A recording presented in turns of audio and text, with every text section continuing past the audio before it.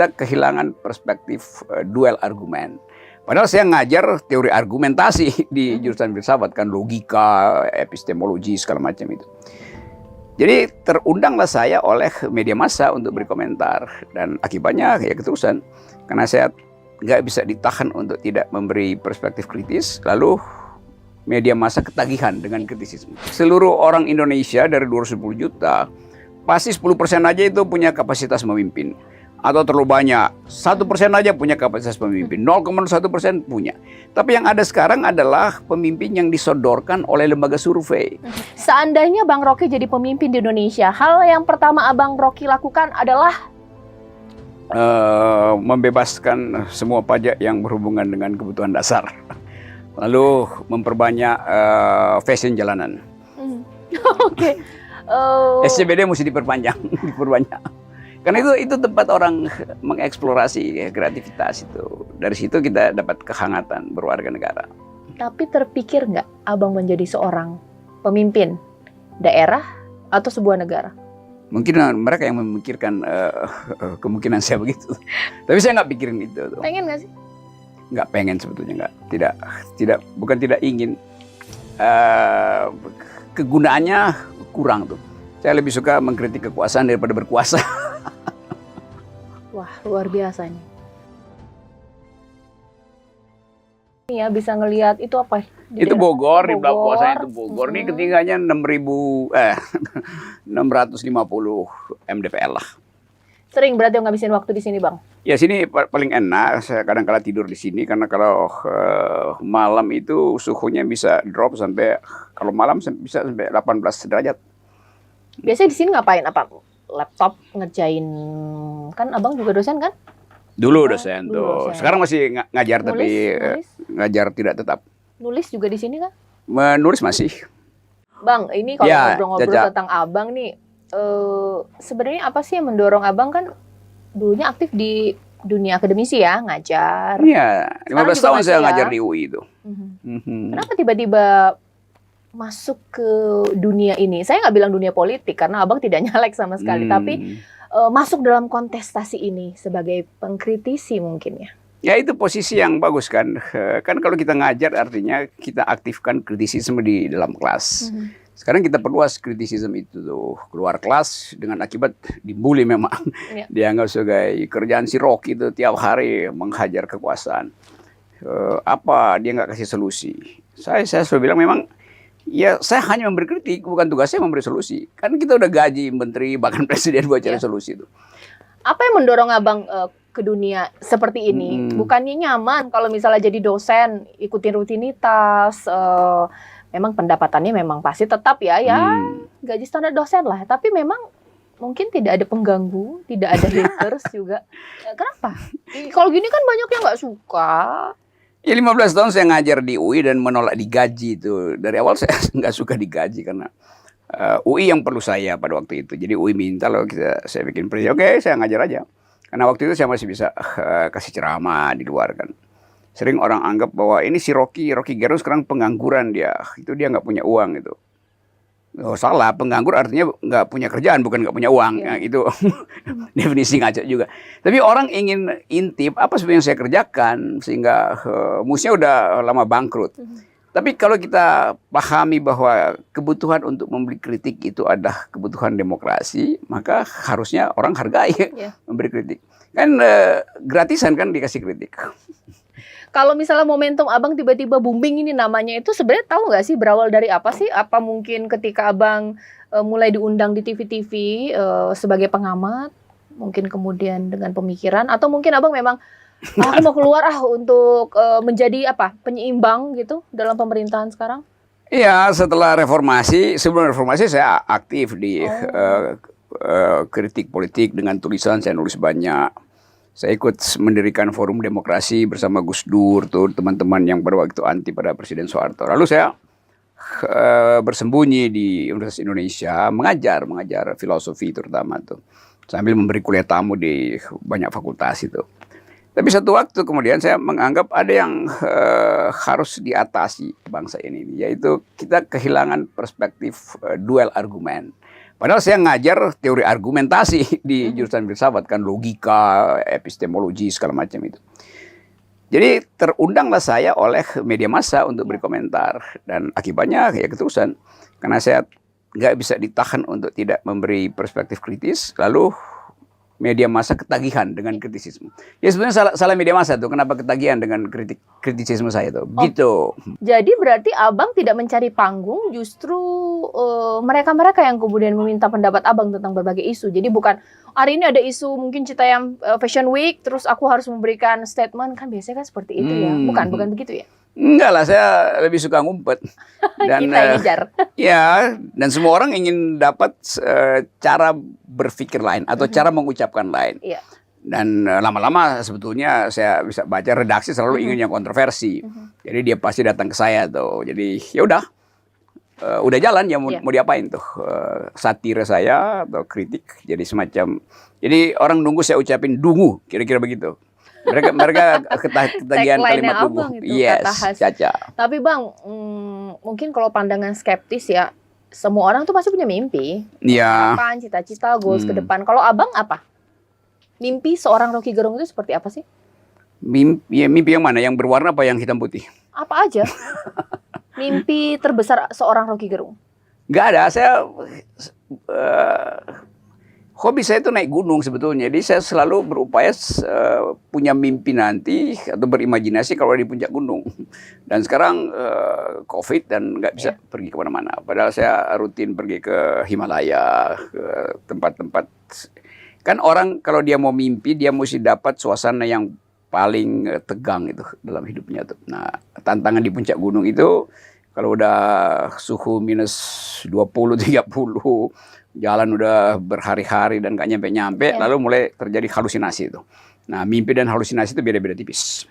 Bang, bukannya orang itu biasanya memimpikan masa tuanya nanti itu dengan kemapanan, misalnya punya rumah yang besar, nanti akan diwariskan untuk anak cucunya dan juga keluarganya. Bahkan itu dibilang mimpi semua orang. Nah, kalau seorang Rocky Gerung? Ya, nggak mungkin saya mimpi punya rumah kayak ibu kota baru, ibu kota negara kan. Kan yang kita sebut sebagai masa depan kita kadang-kala dibatalkan oleh kalkulasi besok tuh. Jadi nggak ada satu yang kontinu di dalam hidup, dan saya menganggap ya udah apa yang bisa dihasilkan secara gembira itu sebetulnya masa depan.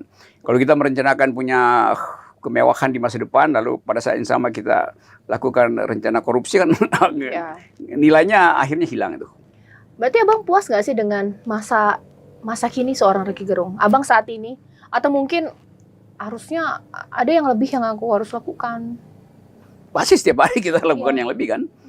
Tapi merencanakan itu sebetulnya membebani. Saya nggak pernah bikin rencana untuk besok ini harus lebih dari sekarang. Kan naluri kita mengatakan ada yang harus kita tempuh itu, dan waktu kita tempuh pasti satu saat kita tiba di persimpangan jalan dan harus memilih itu. Gak bisa kita diam di situ lalu bingung kan. Nah, memilih itu yang saya sebut kebahagiaan orang ketika dia bisa memilih. Jadi puas ya Bang ya dengan Abang saat ini? Ya, ditanya-tanya sama Caca aja saya udah puas. Bisa aja Bang. Bang, tapi sebenarnya ketika Abang masuk ke dalam dunia politik saat ini, bahkan Abang dengan pemikiran yang sangat filsafat sekali, seorang filsuf ini sebenarnya matching nggak sih dengan dunia politik? Dunia politik itu harus dievaluasi dengan fasilitas yang lebih tinggi, yang namanya filosofi itu. Kadang-kala orang masuk dalam pragmatisme, menganggap bahwa ya politik itu artinya ya aktivitas untung rugi, menang kalah.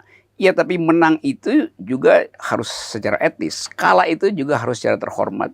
Dan itu hanya mungkin kalau kita lakukan deepening dalam thinking, dalam thought.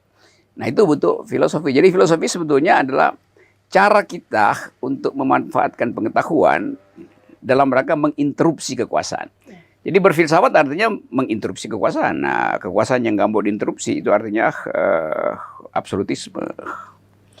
Banyak orang yang salah kaprah ya dengan seorang Rocky Gerung itu, berpikir biasanya ada yang berpikir nih ya, sehari-hari Abang habiskan di kota, bertemu dengan para pejabat-pejabat penting yang ingin diproduksi pemikirannya secara kritis. Tapi ternyata kok begini, Rock Friends, Di depan saya ada Pia, ada secangkir kopi hitam, sangat sederhana. Banyak orang nggak nyangka kalau ternyata seorang Rocky Gerung seharian seperti inilah dengan pemikirannya, kesendiriannya. Salah nggak kalau saya bilang ini kesendirian? Itu lebih dari benar. Kan kalau kita katakan hidup sehari-hari itu ya kesibukan untuk memastikan bahwa yang Anda ucapkan hari ini masih berlaku besok tuh. Kalau nggak berlaku besok itu artinya kita mesti cek kenapa yang kita bayangkan buat berlaku besok nggak terjadi. Kan itu percakapan dengan diri sendiri kan. Kita kan nggak bisa cari keterangan pada orang lain tuh. Apalagi keterangan pada politisi itu. Karena otaknya itu lebih kecil dari balihonya tuh. Tapi Bang, ada nggak datang ke sini, awalnya sih namu gitu. Tapi mungkin ujung-ujungnya adalah tawarkan kekuasaan. Karena mungkin mereka berpikir, ya manusia itu bisa akan terbuai dengan namanya kekuasaan dan uang. Itu standar. Susah itu nolaknya. Ya tapi saya kasih sinyal bahwa saya nggak akan terima tamu semacam itu. Walaupun itu banyak betul soal jadi komisaris ini, komisaris itu, masuk partai segala macam. Tapi saya anggap bahwa nggak berguna untuk ditawarkan ke saya tuh. Jadi lebih baik tawarin ke orang lain karena bukan itu yang jadi grammar hidup publik saya. Kan kita ada grammar publik, ada grammar private dan grammar publik biasanya orang nangkap bisa nggak ini orang ini didiamin dengan atau didiamkan itu dengan setumpuk uang atau setumpuk janji jabatan itu. Ya, ini berbicara soal kelompok aspirasi kan Abang ini banyak ya aktif dalam kelompok-kelompok aspirasi. Apa saya bilang apa sebagai pressure group atau apa saya nggak ngerti. Apa yang paling Abang pressure group ya? Yang paling Abang fokus saat ini apa? Saya lagi dorong presidensial threshold itu dibuat nol, bukan nol sebetulnya nihil. Dari 20% ke 0%. Jadi 0% itu buat headline aja. Tapi sebetulnya yang kita maksud tidak boleh ada presidensial threshold. Dalam sistem presidensial nggak mungkin ada presidensial threshold. Apalagi pemilihannya bersamaan tuh antara legislatif dan eksekutif. Kalau mau pakai threshold, ya mestinya dipisah legislatif dulu baru presiden. Itu nggak masuk akal. Itu satu. Yang kedua, yang dipakai sekarang kan threshold 2019. Yang udah kadaluarsa mau dipakai di 2024. Itu kayak nonton bioskop itu tiket kadaluarsa masih mau dipaksa masuk itu digampar sama satpam itu kan. Mestinya itu yang nggak mungkin tuh. Jadi saya lagi kampanye supaya Mahkamah Konstitusi meloloskan permintaan publik yang namanya judicial review. Kalau itu nggak berhasil, maka mesti ada gerakan sosial yang betul tadi Caca, pressure group untuk mempressure kekuasaan. Nah, saya lagi kemana-mana ke daerah mengkampanyekan yang namanya LBP, yaitu Liga Boykot Pemilu. Nah, itu namanya memang menyeramkan. Tapi idenya sama aja. Kita ingin agar supaya orang ngeh itu. Bahwa kalau mau berdemokrasi, ya mesti dari garis start yang sama dong. Jangan yang lain udah di depan, yang lain disuruh nyusul, tergopo-gopo pula. Nah, lebih baik kita boykot aja supaya ada pelajaran bahwa mulailah dengan kejujuran tuh. Kalau nggak mau jujur kita boykot pemilu. Untuk apa Bang gerakan itu? Kalau misalnya ada yang bilang bikin, nanti jadi bikin huru hara. Sebenarnya apa motivasi Abang bikin gerakan itu? Nggak ada yang huru hara. Di mana-mana gerakan rakyat yang dituntun dengan akal sehat pasti bagus-bagus aja kan. Kan sama juga dulu kita waktu reformasi orang menganggap ngapain mahasiswa demo-demo tuh. Ya. Akhirnya orang percaya karena demo mahasiswa sekarang kita punya demokrasi itu. Nah sekarang gerakan itu akan bersesuaian dengan gerakan buruh, gerakan mahasiswa tuh. Karena semua merasa ini kita pemilu nanti itu kayak milik kucing dalam karung itu. Enggak, kalau kucing dalam karung kita nggak tahu. Sekarang kita udah tahu dari awal. Jadi kita milih kucing dalam karung bolong. Udah ketahuan siapa yang bakal jadi kan. Itu kan nggak fair. Jadi buat apa ada pemilu kalau calonnya cuma itu aja akibat dari threshold 20%. Berarti sistem yang Abang dorong ini sebenarnya banyak manfaatnya gitu ya. Lantas kenapa negara tidak melakukan seperti itu? Negara tentu menginginkan pemilunya normal. Kita nggak ada soal. Normal di 2024, tapi dengan presidensial threshold 0 dong. Itu intinya. Kita masih tekan itu. Kalau dia nggak mau nolkan, baru kita bikin LBP. Ini cuman ya gertak-gertak kecil lah. Yang mudah-mudahan makin banyak orang yang lakukan gertak, lalu Mahkamah Konstitusi sadar. Oh ya, dia salah tuh. Oke, kalau dari kita berbicara mengenai itu kan merupakan hak ya sebagai abang warga negara di sebuah sistem demokrasi yang sekarang kita anut.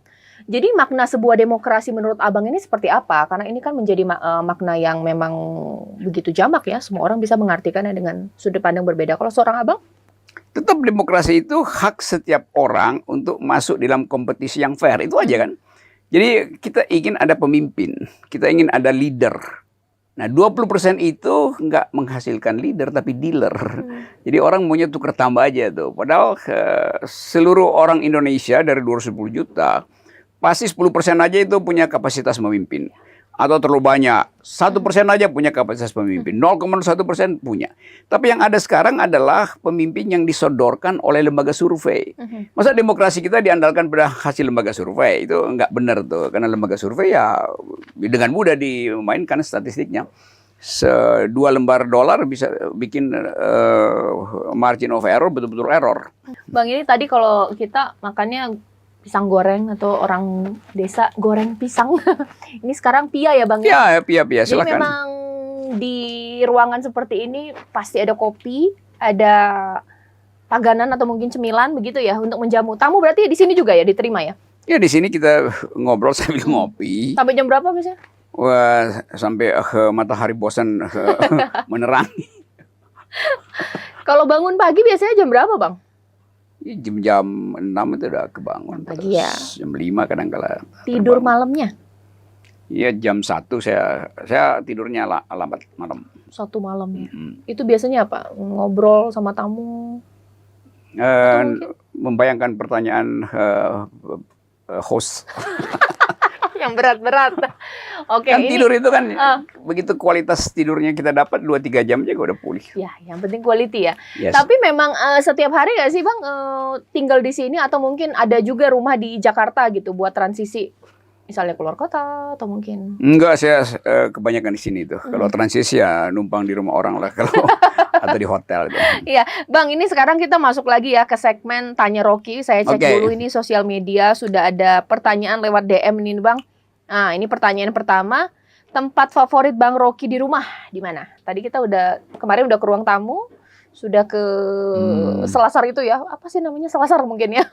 Ya, sudah di sini juga gazebo, koridor. Ya. Mana tempat favorit? Enggak ada, tergantung apa yang saya anggap menyenangkan orang lain. Karena buat saya yang favorit kalau tamunya itu favorit juga. Dan di mana-mana semuanya ada buku. Ini bikin spesial ya, buku-buku Abang ya? Ya buku saya banyak dan ya saya taruh aja, nggak disusun suka-suka aja. Itu ada filosofi, matematik. Abang sengaja beli atau banyak pemberian ini Bang? Kebanyakan saya beli itu dan ini mungkin saya beli buku terakhir 5-6 tahun lalu tuh. Setelah itu kan bisa beli lebih murah di Kindle. Tuh. Oh iya, sekarang online ya Bang ya? Ya e-books lebih. Ini banyak murah. Pertanyaan ini Bang. Sekarang pertanyaan kedua, kalau di rumah biasanya ngapain aja Bang? Ngapain aja tuh? Saya di rumah jarang sebetulnya. Ya. Karena biasanya saya naik gunung seminggu 2 kali itu, hiking 7-8 jam muter di bukit-bukit sini itu. Jadi ngapain ya ngoceh-ngoceh aja, ngibul-ngibul. Pertanyaan terakhir ini Bang di segmen Tanya Rocky ini. Wah ini saya mau nggak mau saya harus bacakan ini. Seandainya Bang Rocky jadi pemimpin di Indonesia, hal yang pertama Abang Rocky lakukan adalah membebaskan semua pajak yang berhubungan dengan kebutuhan dasar.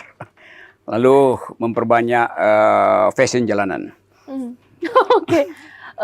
SCBD mesti diperpanjang, diperbanyak. Karena itu tempat orang mengeksplorasi kreativitas itu. Dari situ kita dapat kehangatan berwarga negara. Tapi terpikir nggak Abang menjadi seorang pemimpin daerah atau sebuah negara? Mungkin mereka yang memikirkan kemungkinan saya begitu. Tapi saya nggak pikirin itu. Pengen nggak sih? Nggak pengen sebetulnya, bukan tidak ingin. Kegunaannya kurang tuh. Saya lebih suka mengkritik kekuasaan daripada berkuasa. Wah, luar biasa nih. Oke, kalau begitu sebenarnya di momen yang saat ini, hari ini, kira-kira Abang sudah merasa berkualitas tidak hidup seperti ini? Atau mungkin ada yang ingin dicapai lagi ke depan? Secara pribadi tentu ada yang tidak bisa kita penuhi. Tapi kalau kita sebut bahwa kita warga negara, kita menuntut kualitas hidup kita itu disediakan oleh kekuasaan, oleh negara, atau oleh partai politik yang bermutu. Jadi saya lagi tapis mana partai politik yang secara mudah kita anggap mampu untuk menghibur kita di masa depan. Tentu partai politik yang berbasis pada rasionalitas, partai politik yang berbasis pada kemajemukan. Jadi sejumlah persyaratan itu sedang saya jadikan ukuran untuk mengkampanyekan mana partai politik yang mampu untuk memberi harapan, terutama pada milenial. Terakhir ini Bang, ini mungkin masukan untuk Rock Friends yang sekarang juga makin kesini tahun 2022, Rock Friends ini banyak yang makin kritis, ingin seperti Bang Rocky, ya tapi takut-takut juga karena ada undang-undang ITE. Apa ini masukan Abang untuk Rock Friends semuanya? Hilangkan semua kecemasan. Karena hanya pikiran yang mampu membuat kita bertumbuh sebagai bangsa tuh. Karena itu bagi Rock Friends, ini pertama kali saya ucapin Rock Friends itu. Rock Friends. Jadikan dirimu tumpuan untuk kelompokmu tuh, sehingga yang kelompok itu juga menganggap bahwa dia punya jalan pikiran sendiri. Dan nggak usah peduli dengan jalan tol, yang lebih penting jalan pikiran tuh.